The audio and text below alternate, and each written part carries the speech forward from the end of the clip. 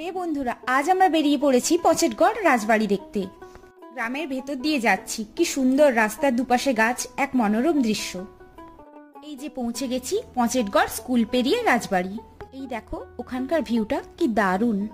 এখানে কিন্তু রাসের মেলা খুব বিখ্যাত, অনেকদিন ধরে এই রাসের মেলা হয়।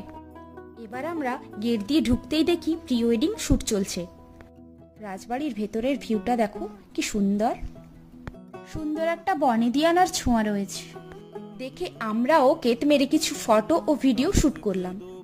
ভাইয়ের পোস্ট ওয়েডিং শুটও করে ফেললাম।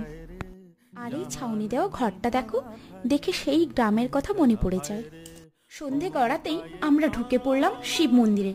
এই রাস্তায় গান করতে করতে আমরা ব্যাক করলাম। খুব খিদে পেয়েছিল, তাই এসে ঢুকে পড়লাম বং পিৎজাতে। তারপর পিৎজা চাউ সব খেয়ে বাড়ি ফিরলাম।